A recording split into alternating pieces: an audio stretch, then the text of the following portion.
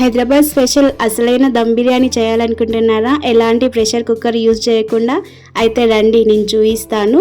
చాలా మంచిగా అయితే వస్తుందండి. అసలు నేను ఎలాంటి ప్రెషర్ కుక్కర్ని అయితే యూజ్ చేయట్లేదు, అసలైన దమ్ బిర్యానీ అయితే చేస్తున్నాను. నేను దీనికోసం ఒక 1/2 kg మటన్ అయితే తీసుకున్నాను. 2 స్పూన్స్ అల్లం వెల్లుల్లిపాయ పేస్ట్, చిన్న సైజు లెమన్ అయితే మొత్తం జ్యూస్ తీసుకుంటున్నానండి. దీంట్లోకి ఒక 5-6 పచ్చిమిర్చి పేస్ట్ తీసుకుంటున్నాను. ఒక 1/2 teaspoon salt, teaspoon కారం వేసుకుంటున్నానండి. దీంట్లో ఒక మెయిన్ టిప్ 1 వచ్చేసి పపాయ పేస్ట్ అండి. ఇది మెయిన్గా కంపల్సరీగా కావాల్సిందే. పపాయ 1.5 స్పూన్ అయితే వేసుకుంటున్నానండి. నేను దీంట్లోకి ముందుగానే బ్రౌన్ ఆనియన్ వేయించుకున్న ఆయిల్ అయితే యూజ్ చేసుకుంటున్నాను. ఇది 200 ml వరకు ఉంటుంది. కొద్దిగా గరం మసాలా, కొద్దిగా ధనియాల పొడి అండి. టిప్ నెంబర్ 2 బిర్యానీ మసాలా అండి. ఈ బిర్యానీ మసాలా నేను బయట తీసుకొని వాడుతున్నాను, నా దగ్గర ఉన్నది అయిపోయింది, బయట నుంచి తెప్పించి వాడుతున్నాను. దీన్ని మొత్తం కూడా మంచిగా పీసెస్ అన్నిటికీ మసాలాలు వేసుకున్న మసాలాలన్నీ కూడా పట్టే విధంగా మంచిగా కలుపుకోవాలండి. మనకు ఈ కలుపుకోవడం అనేది మంచి టెక్స్చర్ అనేది ఇస్తుందన్నమాట మనకి. దీంట్లో సారీ అండి, నేను కొంచెం పసుపు అయితే వేయడం మర్చిపోయాను. పసుపుని కూడా వేస్తున్నాను. ఒక చిటికెడు పసుపు అయితే వేసుకుంటున్నాను, మనకి కలర్కి సరిపడా.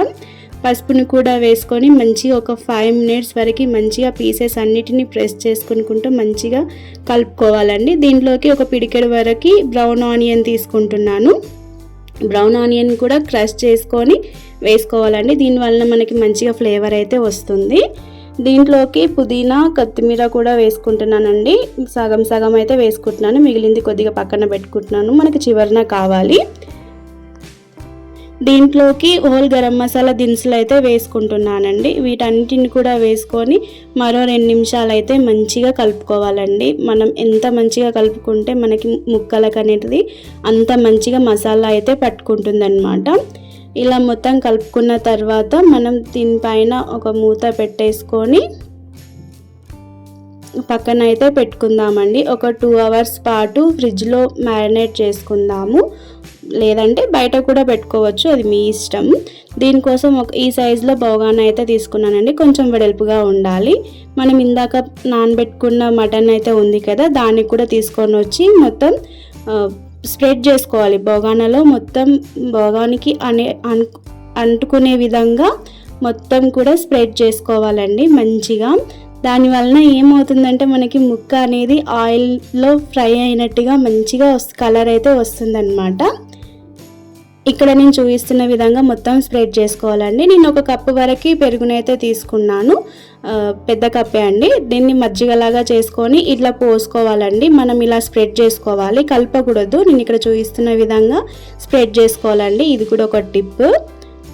ఇలా స్ప్రెడ్ చేసుకున్న దాన్ని పక్కన పెట్టుకుందాం కాసేపు. మనం రైస్ బాయిల్ చేసుకోవడం కోసం వాటర్ అయితే బాయిల్ చేసుకుందామండి. దీంట్లో నేను 1/2 kg వాటర్కి 1/2 kg రైస్కి సరిపడా వాటర్ అయితే తీసుకున్నాను. దీంట్లో సాల్ట్ అయితే వేస్తున్నానండి, కల్లుప్పు వేస్తున్నాను. ఇది మొత్తం సాల్టీగా ఉండాలి, మనకు మంచిగా మొత్తం సాల్టీగా ఉండాలన్నమాట. దీంట్లోకి నేను మళ్ళీ గరం మసాలా దినుసులు అయితే వేస్తున్నాను. చెక్క, లవంగాలు, ఇలాచీ, అనాస పువ్వు, షాజీరా, బిర్యానీ ఆకు ఇవన్నీ కూడా వేసుకుంటున్నానండి. నేను ముందుగానే 1/2 kg వరకు బియ్యాన్ని తీసుకొని మంచిగా వాష్ చేసి నానబెట్టి పక్కన పెట్టుకున్నానండి. ఇది ఒక 1 hour పాటు నానబెట్టాను. చూసారా, ఇక్కడ మనకి ఎసరు అయితే వచ్చింది. ఇట్లా ఎసరు వచ్చిన తర్వాత మనం నానబెట్టుకున్న బియ్యం కూడా మొత్తం వేసేసి ఒక టీ స్పూన్ వరకు నెయ్యినైతే వేసుకోవాలండి. ఇట్లా నెయ్యి వేసుకోవడం వల్ల ఏంటంటే మనకి రైస్ అనేది అతుక్కోకుండా మంచిగా పొడి పొడిగా వస్తుంది. చూసారా, మనకి ఇక్కడ రైస్ అయితే ఉడకడం స్టార్ట్ అయింది కదా. ఇట్లా మనకి ఒక 50% వరకు అయితే రైస్ని ఉడికించుకోవాలండి, మరి ఓవర్గా ఉడికించుకోకూడదు. మనం 50% రైస్ ఉడికిన దాన్ని తీసుకొని డ్రైన్ చేయని అవసరం లేదండి, డైరెక్ట్గా ఇట్లా తీసేసుకొని మనం బౌగాన్లో ఇందాక వేసుకున్న బౌగాన్లోకి అయితే వేసుకోవాలన్నమాట. చూసారా, ఇక్కడ పలుకు ఇట్లా అవుతుందన్నమాట. అట్లా ఆ స్టేజ్లో మనం తీసుకొని బౌగాన్లోకి స్ప్రెడ్ చేసుకోవాలి. ఒక లేయర్ మొత్తం కూడా మనకి ఈ 50% ఉడికితే సరిపోతుందండి. నాకు అక్కడ వేయడానికి రాలేదు, అందుకే నేను పక్కన పెట్టుకొని వేస్తున్నాను. ఇట్లా మనకు ఒక 50% వరకు అయితే రైస్ ఉడికితే సరిపోతుందండి. మంచిగా ఒక లేయర్ మొత్తం కూడా వేసుకోవాలి. మటన్ పీసెస్ అనేవి మొత్తం దాంట్లో మునిగిపోయేంత వరకు ఒక లేయర్ వేసుకోవాలి. మరొక లేయర్ గురించి ఇంకో 10% ఉడకాలండి. 60% ఉడికిన రైస్ని కూడా మరొక లేయర్ లాగా వేసుకోవాలి. ఇలా 60% ఉడికిన దాన్ని వేసుకోవడం వల్ల ఏంటంటే మనకు మొత్తం కొంచెం పలుకుగా కాకుండా మంచిగా అయితే వస్తుందన్నమాట. మంచిగా సాఫ్ట్గా వస్తుంది. చూసారు కదా, ఇట్లా మొత్తం రైస్ని స్ప్రెడ్ చేసుకోవాలండి. మొత్తం వేసి నేను దీంట్లో నుంచే కొన్ని వాటర్ ఒక గరిట వరకు తీసుకొని వేస్తున్నానండి. ఇట్లా వేయడం వలన ఏంటంటే మనకు పీసెస్ అనేవి డ్రైగా కాకుండా మంచిగా తేమగా వస్తుందన్నమాట. సాఫ్ట్గా ఉడుకుతుంది పీస్ అనేది. దీంట్లో కిందాక మనం మిగిల్చుకున్న ఆయిల్ ఉంది కదా, ఆయిల్ని కూడా పోసేసుకోవాలి. అలాగే బిర్యానీ మసాలా కూడా వేసుకుంటున్నానండి. కొద్దిగా బిర్యానీ మసాలాను కూడా మంచిగా స్ప్రెడ్ చేసుకోవాలి. ఇక్కడ నేను చూపిస్తున్న విధంగా మొత్తం స్ప్రెడ్ చేసుకోవాలి. దీంట్లోకి ఫుడ్ కలర్ అయితే వేస్తున్నానండి కొద్దిగా. మీకు ఇష్టం లేకపోతే అవాయిడ్ చేయొచ్చు, ఇది ఆప్షనల్, మీ ఇష్టం అండి. నాకు కుంకుమ పువ్వు లేదు కాబట్టి నేను కొద్దిగా ఫుడ్ కలర్ అయితే వేస్తున్నాను. మనం ఇందాక తీసి పెట్టుకున్న బ్రౌన్ ఆనియన్ కూడా ఉంది కదా, ఆ బ్రౌన్ ఆనియన్ కూడా మొత్తం స్ప్రెడ్ చేసుకోవాలండి. మొత్తం కూడా వేసేసుకొని స్ప్రెడ్ చేసుకోవాలి మంచిగా. తర్వాత కొత్తిమీర పుదీనా కూడా వేసుకొని మంచిగా స్ప్రెడ్ చేసుకోవాలి.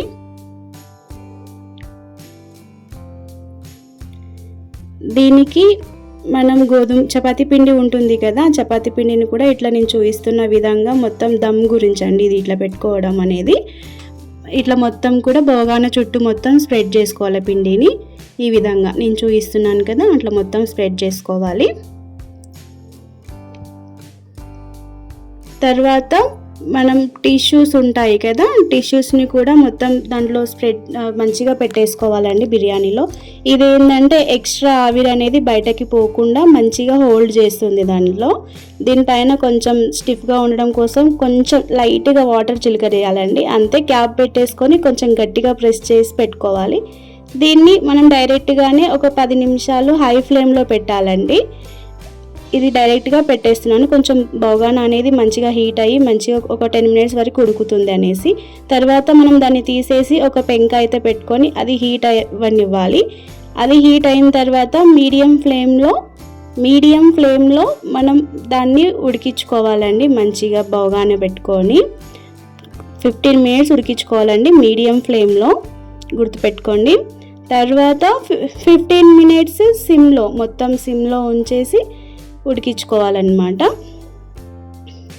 మొత్తంగా మనకి టైం వచ్చేసి 40 మినిట్స్ టైం అయితే పడుతుందండి. 40 మినిట్స్ టైం ఖచ్చితంగా పడుతుంది.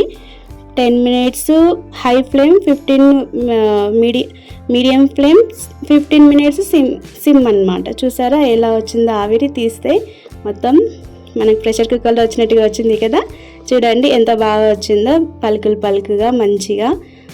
ఇంత అండి హైదరాబాదీ దమ్ బిర్యానీ, చాలా టేస్టీగా వచ్చింది. మీరు కూడా ట్రై చేయండి. ట్రై చేసి ఎట్లా ఉందనేది అయితే ఖచ్చితంగా నాకు చెప్పండి. ఆన్సర్ కామెంట్స్లలో చెప్పండి. మీరు వీడియో చూసి వెళ్ళిపోతున్నారు కానీ సబ్స్క్రైబ్ అయితే ఎవరు చేయట్లేదండి. ప్లీజ్ ఒకసారి సబ్స్క్రైబ్ అయితే చేయండి. నేను చేసే వీడియోకి ఇంకొంచెం మంచి రీచ్ అనేది అయితే వస్తుంది. చూడండి ఎంత చక్కగా అయితే వచ్చిందో. మంచిగా మనం రెస్టారెంట్లో కూడా పనికి రాదండి, అంత బాగా అయితే ఉంటుంది. ఇంట్లో చేసుకునేంత బాగా ఎక్కడ రాదండి. ప్లీజ్ సబ్స్క్రైబ్ చేయండి. Thank you.